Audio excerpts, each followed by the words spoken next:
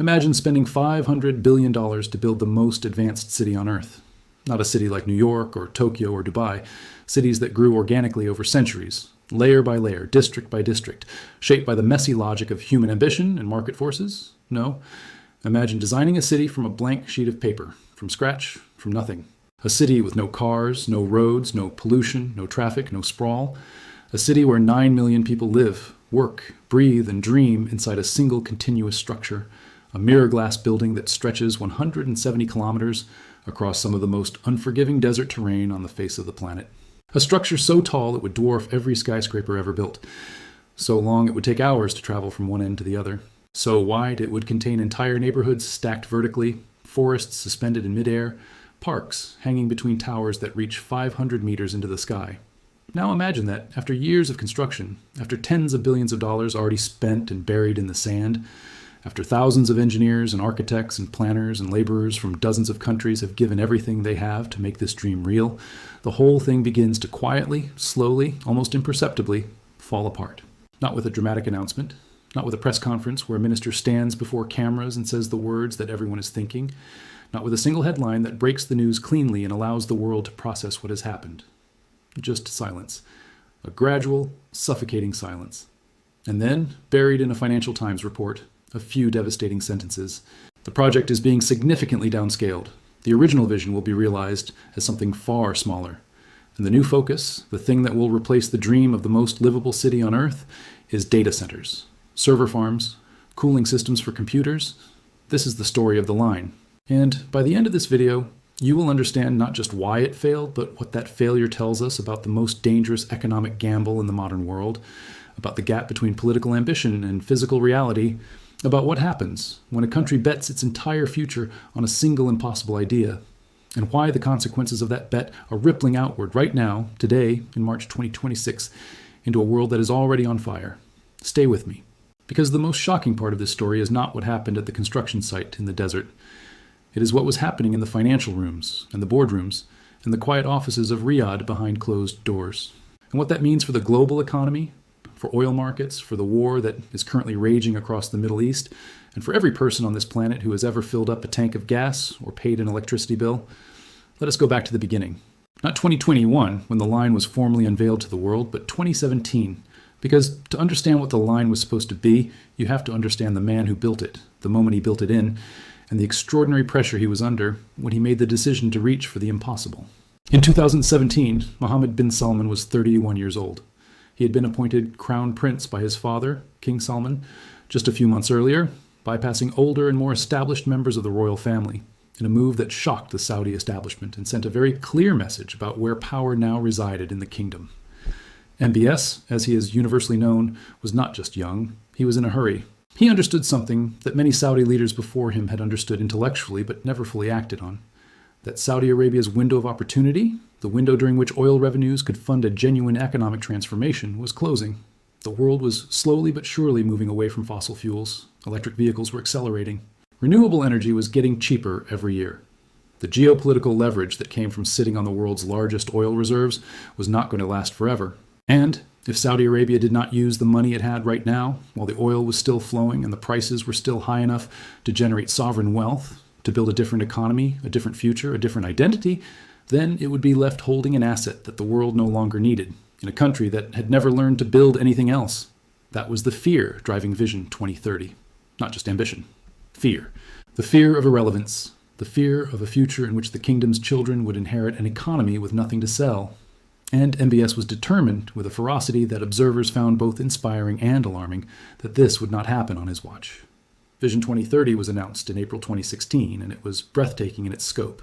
It laid out a plan to reduce Saudi Arabia's dependence on oil revenues from over 90% of government income to something far lower. It proposed developing a tourism industry from virtually nothing, since the kingdom had historically been almost entirely closed to foreign visitors. It planned to build a domestic entertainment sector, allowing cinemas, concerts, mixed-gender social spaces, things that would have been unthinkable in the Saudi Arabia of even a decade earlier. It aimed to privatize parts of the state-owned economy, list Saudi Aramco on the stock market, attract foreign direct investment at a scale the kingdom had never seen. And to anchor all of this, to give it a physical, tangible, visible manifestation that would tell the world that Saudi Arabia was serious, that this was not just a policy document, but a real transformation. MBS needed a flagship project, something that would generate headlines, something that would force the world to look at Saudi Arabia and see not oil wells and religious conservatism and geopolitical complications, but the future itself. That flagship was NEOM, and within NEOM, the crown jewel was the line. When the formal designs for the line were unveiled in January 2021, the response was unlike anything a real estate or urban planning announcement had ever generated. It trended globally on social media within hours. It was covered by every major news organization on Earth. Architects argued about whether it was visionary or insane. Engineers debated whether the physics would even allow such a structure to stand. City planners questioned whether the sociology of placing 9 million people in a corridor 200 meters wide and 500 meters tall would produce anything resembling a livable community, or whether it would be something closer to a nightmare. But even the harshest critics could not look away. Because the sheer audacity of it, the sheer refusal to accept any of the conventional limits that had always defined what a city could be, was genuinely something the world had never seen before. The promotional videos showed a gleaming white and mirrored exterior, so reflective it almost seemed to disappear into the landscape. A building that looked like it had been dropped from a science fiction novel into the Saudi desert. Inside, CGI residents walked through lush vertical parks, took high-speed trains that connected one end of the city to the other in 20 minutes, worked in glass offices with mountain views, and lived in apartments stacked hundreds of meters above the desert floor. Every service, the video told viewers, would be within a 5-minute walk. The city would run entirely on renewable energy. There would be no cars, no emissions, no traffic jams, no urban sprawl. The artificial intelligence systems managing the city would anticipate your needs before you had them. It was not just a city, it was a promise. And the name chosen for its operating philosophy said it exactly right. They called it zero-gravity living. Mohammed bin Salman stood before cameras and said, without any apparent irony, that the line would become the planet's most livable city by far. He compared the ambition to the construction of the pyramids of Giza. He positioned it as Saudi Arabia's contribution to humanity itself. Not just a building, not just a city, a blueprint for how all humans would live in the future. An answer to the climate crisis, the housing crisis, the urban sprawl crisis, all solved simultaneously by a single structure in the northwest of Saudi Arabia. Now, in fairness, virtually every serious commentator flagged the extreme nature of the claims. Engineers pointed out that building a structure 500 meters tall and 170 kilometers long would require more steel than the entire world could probably produce in a given year, a concern that turned out to be directly reflected in later reports that NEOM had already consumed something close to 20% of the world's available structural steel supply just in its early foundation work. Urban planners noted that the proposed width of 200 meters was almost impossibly narrow for a city of 9 million, that the social dynamics of such a constrained space had no historical precedent and no scientific basis for confidence. Economists asked where 9 million residents were supposed to come from, given that Saudi Arabia's entire population was barely over 30 million, and the kingdom had historically been quite restrictive about permanent immigration. But here is the key thing about 2021. Oil prices were recovering strongly after the COVID collapse of 2020. Saudi Arabia's public investment fund, which MBS personally chaired, had grown to over $600 billion in assets. The kingdom had the money, or at least it appeared to. And MBS had the political will, or at least the political power to enforce it. And so the project moved forward. Engineers were hired, architects were commissioned, contracts were signed. The desert north of Tabuk, in the extreme northwest of Saudi Arabia, was designated as the site, and the machines began to move. What happened over the next 3 years between the launch of construction and the moment the world began to understand that something was going seriously wrong is a story that should be taught in business schools for the next 50 years, because it is not a story of incompetence. It is not a story of corruption, at least not primarily. It is a story of something more subtle and more dangerous. It is a story of what happens when ambition outpaces the ability of reality to keep up.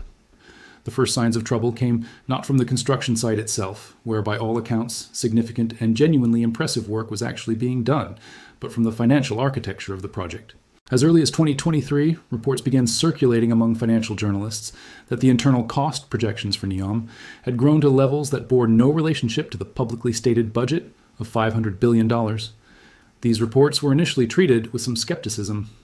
Large infrastructure projects always go over budget. Cost overruns are the norm, not the exception, in megaproject development. The Sydney Opera House famously cost 14 times its original budget. The Channel Tunnel cost 80% more than planned. Some degree of overrun was expected, but what the Wall Street Journal and Financial Times investigations began to reveal through their reporting on internal documents and conversations with senior figures inside the project, was not a cost overrun in any conventional sense. It was a figure so far removed from the original that it suggested the original was never a serious number to begin with. Internal projections, the actual working financial models that the NEOM financial teams were using, showed a total projected cost for the full build-out of the project by 2080 of $8.8 trillion. Let that number sit for a moment. $8.8 trillion. The entire annual GDP of Germany, the world's third largest economy, is roughly $4 trillion. $8.8 trillion is more than twice that. It is more than 25 times Saudi Arabia's entire annual government budget. It is a number so large it would be difficult to spend even if Saudi Arabia devoted every single dollar of oil revenue it would ever earn for the next several decades entirely to this one project. And the auditors who surfaced these numbers did not stop there. They found what they described as evidence of deliberate manipulation in the financial models. Senior managers within NEOM had reportedly inflated projected hotel revenues, tourism income, and other future cash flows to justify the escalating costs in internal presentations to leadership. In other words, the numbers that were supposed to provide the financial rationale for continuing the project had been engineered, shaped, massaged to tell the story that senior figures wanted told rather than the story the actual economics were telling. Think about the implications of this for a moment. This is not a startup that ran out of runway in its first year.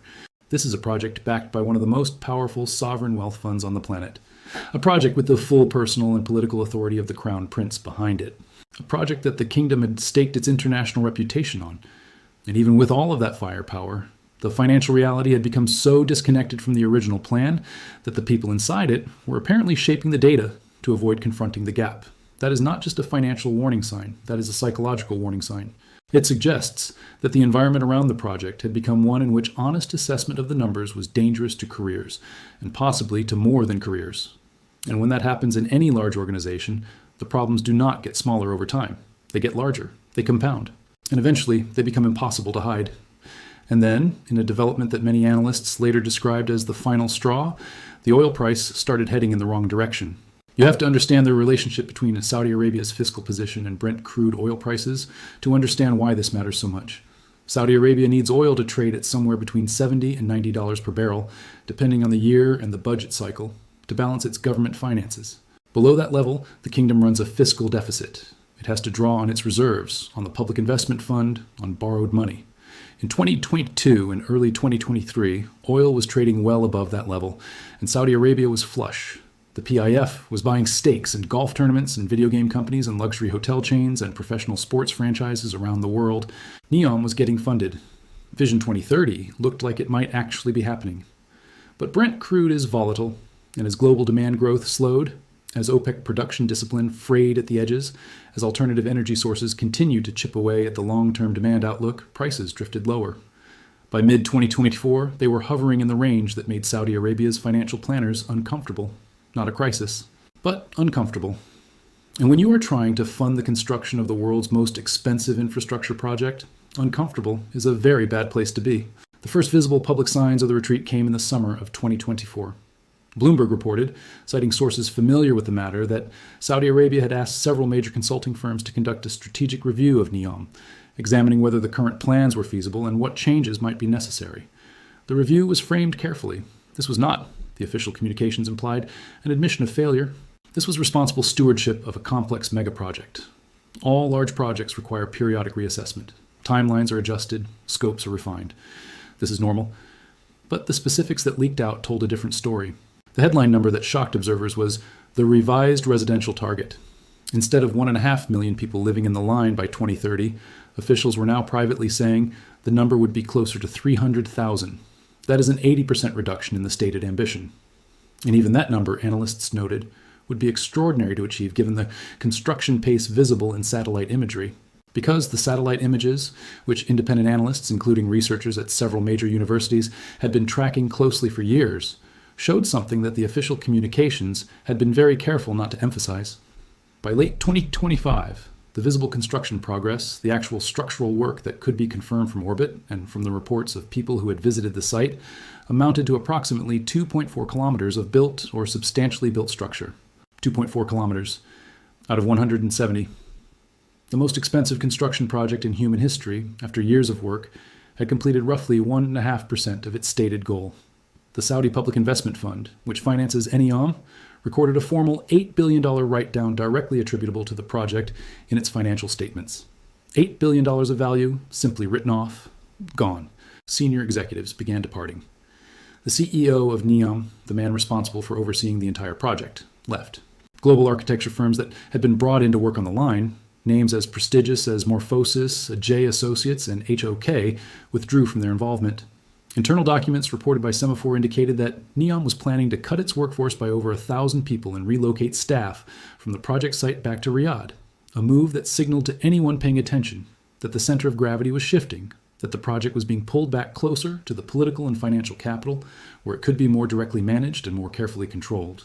And then, in January 2026, the Financial Times published the report that made it impossible for anyone to maintain the fiction any longer. According to sources with direct knowledge of the situation, Mohammed bin Salman had accepted that his original vision for the line in NEOM would be realized as something, and again I am paraphrasing the reported sentiment here, far smaller than what had been announced. A major review was underway, led by a new chief executive.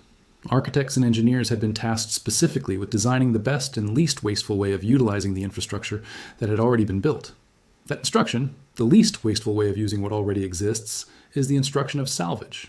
It is the language of managing a retreat, not of building a future. And the direction of that salvage operation was becoming clear.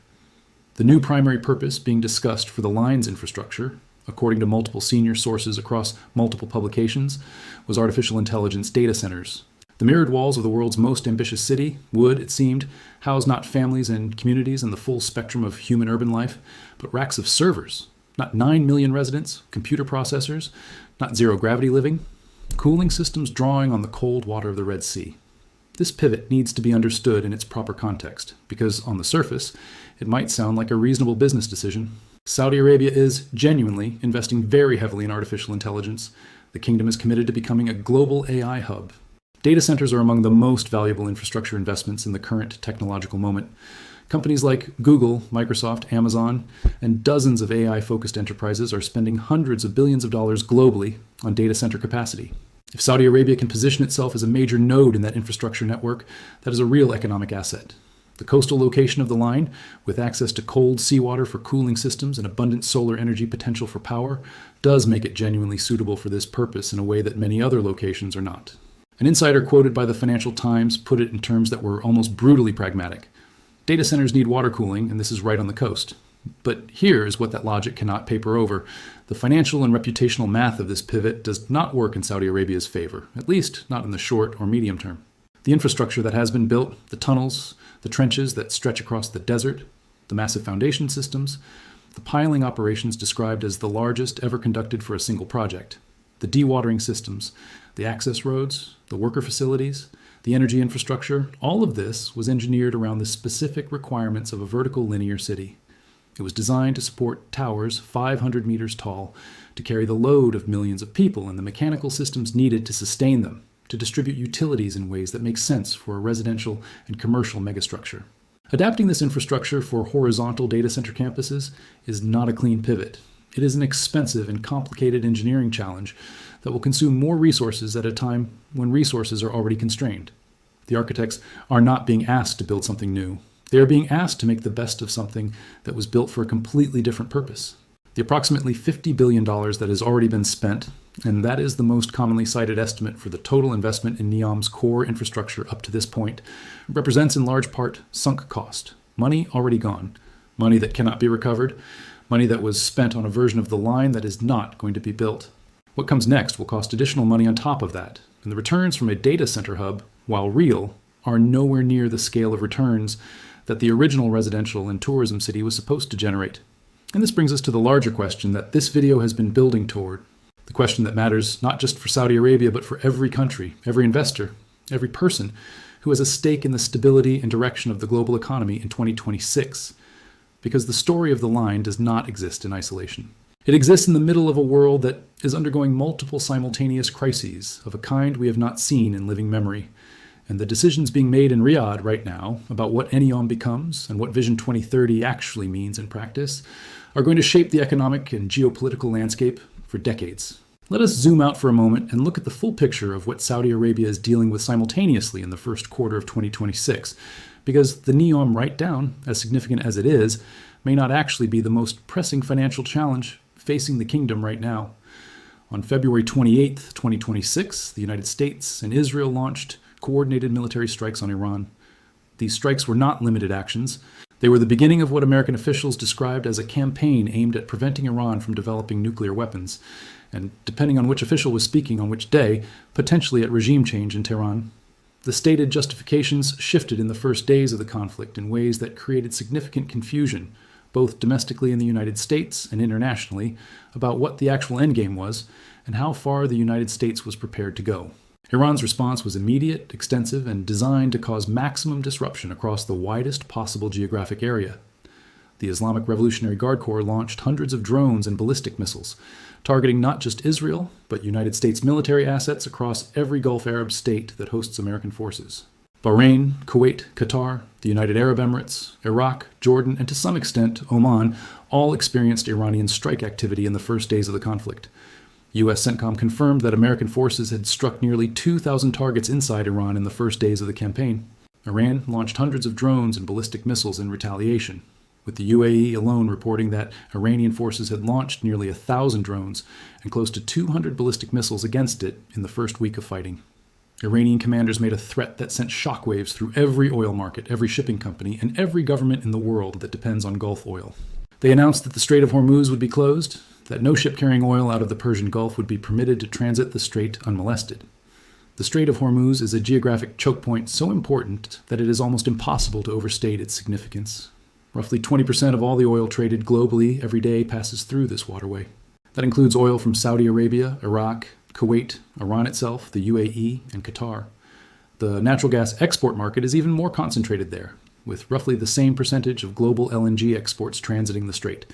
If the strait is effectively closed, or even if the threat of closure is sufficient to deter shipping, the consequences for global energy markets are catastrophic. The markets responded instantly. Brent crude oil, which had been trading in the low 70s before the conflict began, surged nearly 20% within days. The benchmark freight rates for the very large crude carriers, the supertankers that carry millions of barrels of oil from the Middle East to Asia, more than doubled in a single trading session. The cost of shipping oil from the Persian Gulf to China hit levels that had never been recorded before in the history of oil market data. Stock markets fell sharply. The Dow Jones Industrial Average dropped over 400 points in a single day.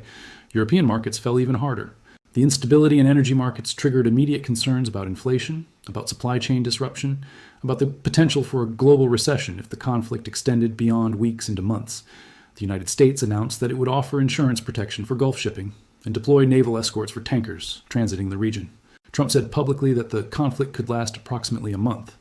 The Senate defeated a war powers resolution that would have sought to block Trump from using further military force, with the measure failing 47 to 53, largely along party lines. Diplomatic interventions from China, from Turkey, from the United Nations, Secretary General, and from various European governments were attempted in the first days of the conflict with limited visible effect on the military tempo. Iran's supreme leader, Ayatollah Ali Khamenei, was killed in the strikes. His death triggered a constitutional process for selecting a new supreme leader and created uncertainty about the chain of command within the Iranian military and political structure at precisely the moment when decisions about escalation or de-escalation were most critical. Hezbollah, Iran's most powerful regional proxy, launched retaliatory attacks against Israel from Lebanon. Iraqi militias with ties to Iran conducted attacks on American assets in Iraq. The conflict, which had begun as a bilateral U.S.-Israel strike on Iran, was rapidly becoming a regional war with no clear boundary and no obvious exit ramp. Now bring this back to Saudi Arabia. Because Saudi Arabia is in an almost uniquely difficult position in this conflict. On one hand, the kingdom is one of the Gulf states hosting U.S. military assets that are now being targeted by Iranian strikes. Saudi Arabia has long-standing and deep strategic relationships with the United States, and more quietly, increasingly with Israel. On the other hand, Saudi Arabia depends on the stability of the Gulf, on the free flow of oil through the waterways of the region, on the absence of regional military conflict, to generate the revenues that fund everything from basic government services to the PIF Division 2030 itself. A prolonged regional war that disrupts oil exports, that keeps shipping freight rates at historically elevated levels, that closes or threatens to close the Strait of Hormuz, is an economic catastrophe for Saudi Arabia, even if oil prices temporarily spike upward. Because higher oil prices due to supply disruption are not the same as higher oil prices due to demand growth. The former comes with infrastructure damage, insurance cost increases, shipping disruptions, and the kind of investment uncertainty that drives long-term capital away from the region, even after the immediate conflict ends. And Saudi Arabia is also acutely aware of what this conflict means for its diplomatic positioning. For years, under MBS's leadership, the kingdom had been quietly but consistently moving toward a form of pragmatic engagement with its regional neighbors, including cautious diplomatic outreach toward Iran itself, brokered in part by China in 2023. That rapprochement was fragile and incomplete, but it represented a genuine effort to reduce the sectarian and geopolitical tensions that had defined Gulf relations for decades. The 2026 war has shattered that fragile architecture overnight.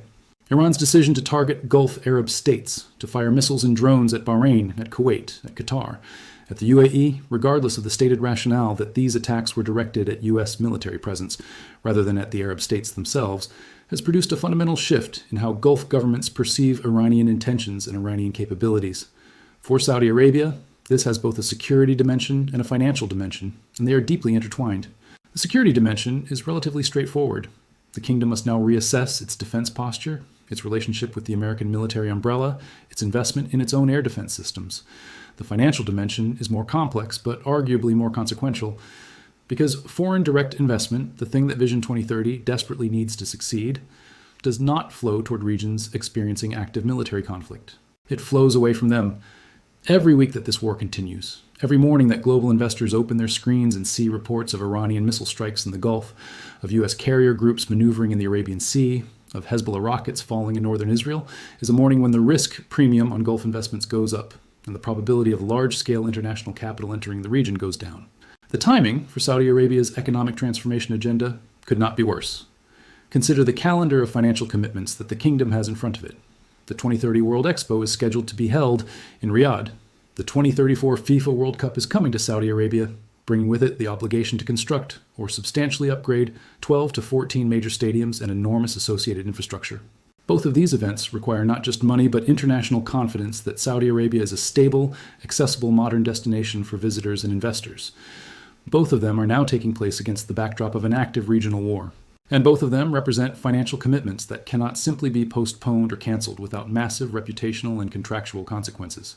The Public Investment Fund, which is the financial engine behind all of this, including NEOM, including the World Cup preparations, including Expo 2030, including Saudi Aramco, including the kingdom's sovereign wealth investments globally, is under pressure from multiple directions simultaneously.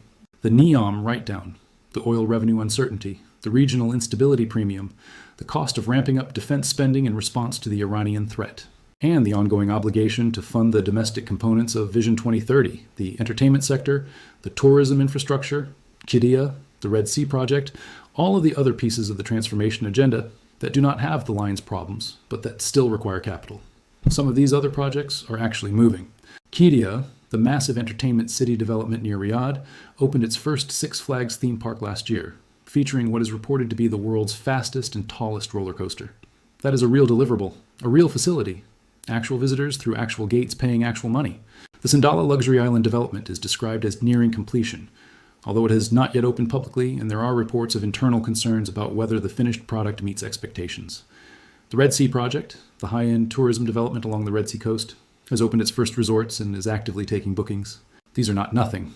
These are genuine progress toward the Vision 2030 goals, even if they fall far short of the scale and ambition of what NEOM was supposed to represent.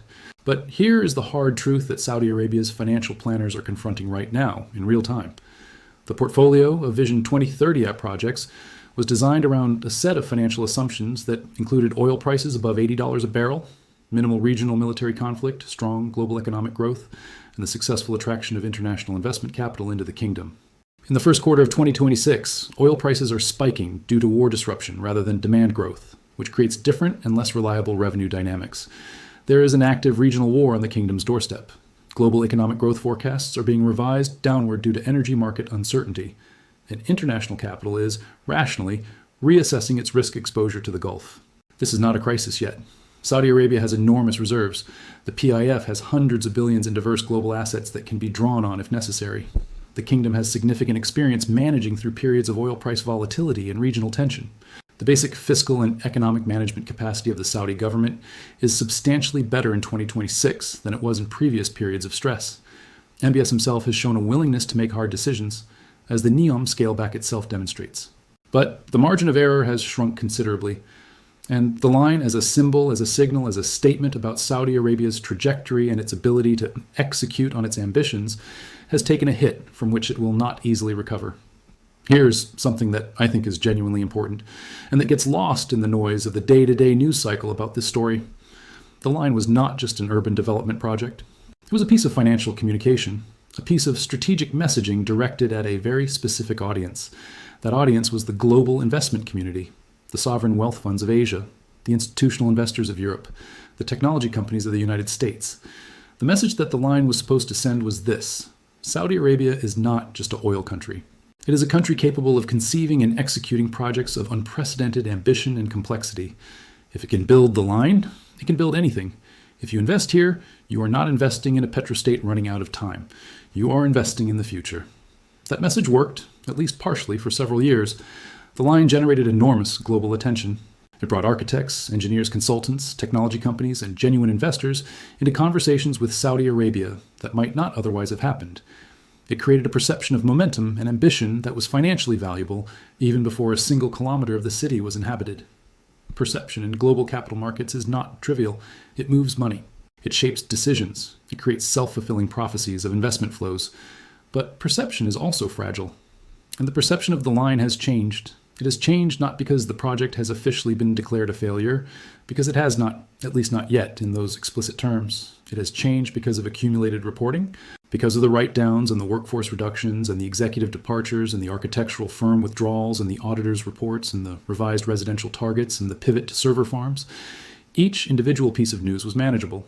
Each one could be explained, but the accumulation of them tells a story that investors can read as clearly as they can read a balance sheet. And the story they are reading is one of a dream that ran into reality and did not survive the encounter intact. The deeper question that this raises, the question that I want to spend a few minutes on before we reach the end of this video, is whether the line's struggles represent something specific to Saudi Arabia and to this particular project, or whether they represent something more universal, something about the nature of megaproject ambition itself in the early 21st century. Because the line is not the only example of an enormously ambitious infrastructure project that has struggled to match its promises with its deliverables. The history of major infrastructure megaprojects over the past several decades is, frankly, a history of cost overruns, timeline failures, and the steady erosion of initial ambitions under the pressure of physical and financial reality. The scholar Bent Flyvbjerg has spent his career documenting this phenomenon. His research shows that across thousands of major infrastructure projects globally, cost overruns are not the exception, but the statistical norm. Most large projects cost more than planned. Many take far longer than scheduled. A significant number deliver substantially less value than their proponents projected. This is not a Saudi Arabia problem. It is a human problem. It is a problem rooted in what Flyvbjerg calls optimism bias and strategic misrepresentation, the tendency of project proponents to present best-case scenarios as likely outcomes when selling a project, and to underestimate complexity and cost when the planning is done. What made the line different from most megaprojects is the sheer scale of the gap between the ambition and the reality. Most projects that overrun do so by factors of 1.5 or 2 or even 3. The gap between a $500 billion project and an $8.8 trillion internal projection is a factor of 17. And the gap between 9 million residents by 2030 and 2.4 kilometers of structure completed by late 2025 is a gap that is measured not in factors, but in orders of magnitude. But there is also something specific about the moment in which the line was conceived and the moment in which its difficulties have become apparent. The line was designed in 2020 and 2021, a moment of extraordinary disruption and, in some ways, extraordinary optimism. COVID had demonstrated that the physical world could be disrupted in ways previously considered impossible.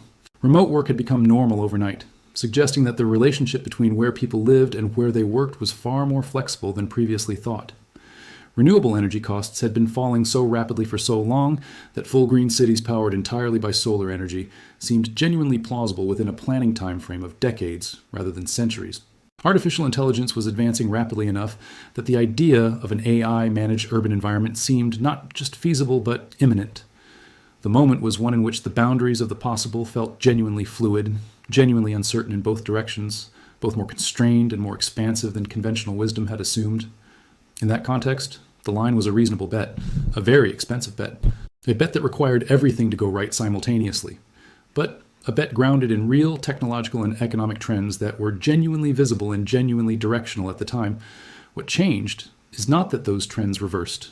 Renewable energy is still getting cheaper, AI is still advancing, the demand for innovative urban environments is still real. What changed is the speed and the sequencing. The oil price did not stay high enough long enough. The regional geopolitics did not stay calm long enough. The global investment appetite for frontier market megaprojects did not remain as robust as the projections assumed. And the project itself, in trying to do everything simultaneously at the maximum possible scale, made itself vulnerable to every one of those changes simultaneously. A smaller, more staged version of the line, one that built the first 2 kilometers as a genuine functioning demonstration project, attracted residents and businesses, proved the technology, generated revenue, and then used that demonstrated success to justify expansion, might have been more resilient to these pressures. It would have been less spectacular. It would have generated fewer headlines in 2021. It might not have captured the world's imagination in quite the same way, but it might also still be on track. The irony of the line is that its ambition, the very quality that made it globally famous, was also the quality that made it structurally fragile. So where does this leave us? Where does the line go from here? And what does that path tell us about the broader story of Saudi Arabia, the Middle East, and the global economy in 2026? The review being conducted by NEOM's new leadership will almost certainly produce a plan that is substantially more modest than anything previously announced, but that attempts to frame the modesty as wisdom rather than retreat. There will be a first phase that is small enough to actually complete, centered on the 2 to 3 kilometers of structure already substantially advanced, creating a real and functioning district with real residents and real amenity. There will likely be a data center component, because the financial logic for that is genuine and immediate. There will probably be some industrial development, some port expansion, some of the original vision's more conventional elements, because those have real economic value that does not depend on futuristic assumptions about how 9 million people will choose to live. There will almost certainly not be 9 million residents. There will almost certainly not be a structure 170 kilometers long within any timeline that currently matters for Vision 2030's stated goals. There will almost certainly not be flying taxis or sky parks or robot butlers in the time frame in which any of this was supposed to happen. What there will be is something more humble, more functional, and perhaps more honest about what was actually achievable in the desert of northwest Saudi Arabia with the resources and the technology and the political will that existed in the real world rather than the promotional videos. And maybe, over time, that will be enough.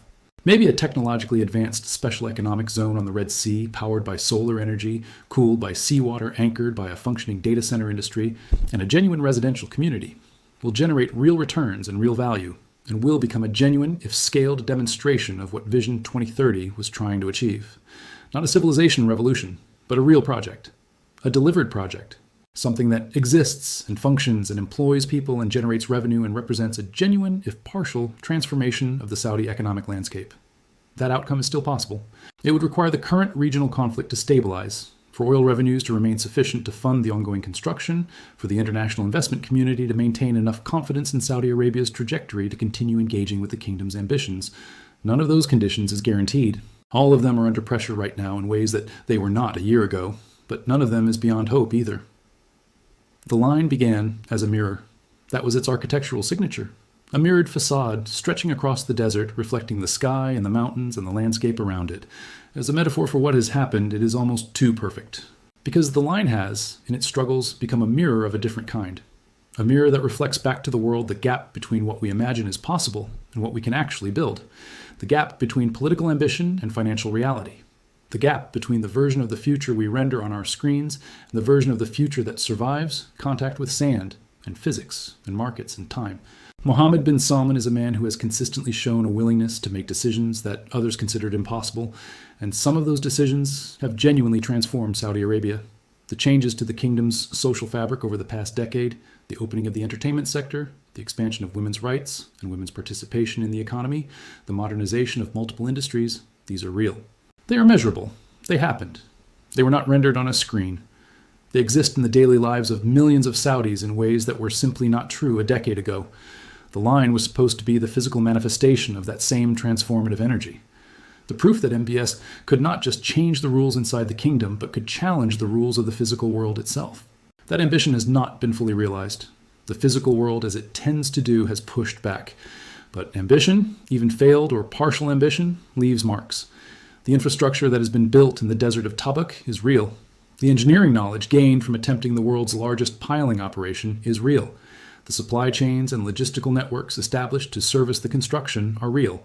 The relationships between Saudi Arabia and the global architecture and engineering and technology communities built through this project are real. These are not nothing. They are the raw material of whatever comes next. What comes next, in the desert where the line was supposed to stand, in the region where a war is currently reshaping the geopolitical order, in the kingdom where a crown prince is managing the most consequential economic transformation in the modern history of the Arab world, remains genuinely, profoundly uncertain. And that uncertainty is not a reason to look away. It is the most important reason to keep watching. Because the line is not finished as a story, even if it is finished as the original vision. It is entering its second chapter. A chapter that will be written not in promotional videos and ambitious press releases, but in financial statements and construction updates and investment decisions and geopolitical realignments. A chapter whose outcome will shape the Middle East, the global energy markets, the trajectory of artificial intelligence infrastructure, and the balance of economic power between nations for the next generation. Watch what happens to the line, not because it is the most spectacular story in the world right now, though the spectacle of its ambition and its struggles is genuinely extraordinary. Watch it because it is a mirror, and what it reflects back to anyone willing to look clearly and honestly at, it is something true and important and urgent about the world we are living in, about the distance between what we dream and what we build, about the cost of reaching for the impossible, and about what we do individually and collectively when we discover that the impossible was, after all, impossible, at least for now. That is the truth about the line. It is a story still being written. And the next chapter is going to be one of the most consequential in the history of the modern Middle East. But before this video ends, there is one more dimension of this story that deserves to be spoken out loud. Because throughout all of the analysis, all of the financial numbers and geopolitical positioning and architectural debates, there is a human dimension to what has happened at the line that tends to get lost. Tens of thousands of workers, engineers, laborers, planners, architects, project managers came to this site from dozens of countries around the world. They came from South Asia, from Southeast Asia, from Africa, from Europe, from the Americas. They came because this was the most ambitious construction project on Earth. And there is something in human nature that wants to be part of history, wants to be in the room where the impossible is attempted, wants to be able to say that they were there when the world tried to build something it had never built before. Many of those workers gave years of their lives to this project. They worked in desert heat that routinely exceeded 40 degrees Celsius. They worked on foundation systems of a scale and complexity that had never been attempted before. They operated machinery doing things that had never been done before. They were, in the most literal sense, building the future, or trying to. And now many of them are being told that the project they gave those years to is being fundamentally reconceived, that the city they were building is not going to be built, at least not in the form they understood it, that the target has moved, the scope has shrunk, and the future they were working toward looks different from the future that was sold to them when they signed on. This is not an abstraction. These are real people with real careers and real families and real financial stakes in the outcome of this project. The human cost of the NEOM scaleback is something that deserves acknowledgement alongside all of the financial analysis. The workers who built those 2.4 kilometers of foundation in the sand of Tabuk built something real, something that exists. Whatever the line becomes next, those foundations will be part of it. Their work is not nothing, even if the original vision has been significantly diminished. And there is a final thought worth carrying out of this video. The story of the line is, at its deepest level, a story about what happens when a society that has not yet finished becoming what it wants to be tries to skip ahead to the version of itself it aspires to be. Saudi Arabia in 2021 was genuinely in transition, moving from one model of economy and society toward another. The line was not a description of what Saudi Arabia was. It was aspirational architecture. And aspirational architecture has a way of colliding violently with the reality of the present tense. Saudi Arabia is still a country with extraordinary resources, genuine geopolitical weight, and a leadership that has now demonstrated a willingness to make hard choices, even about its most prized projects. The reckoning with the line is painful, but it is also honest. And honesty, even when it comes late and under pressure, is the beginning of a more sustainable path forward. Because when the promotional videos fade and the architectural renderings are filed away and the years pass, the answer will not be graded on ambition. It will be graded on what actually exists, what actually functions, what actually changed the lives of the people who live there. And by that measure, the story of the line is still unwritten. There is still time to make it a story worth telling, but the clock is running. The money is limited. The world is watching. And the desert does not care about promotional videos. It only responds to what is actually built inside it. That, in the end, is the truth about the line. Not a failure, not yet, but a reckoning. And what Saudi Arabia does with that reckoning in the months and years ahead will tell us more about the future of the Middle East than any number of glossy renderings ever could.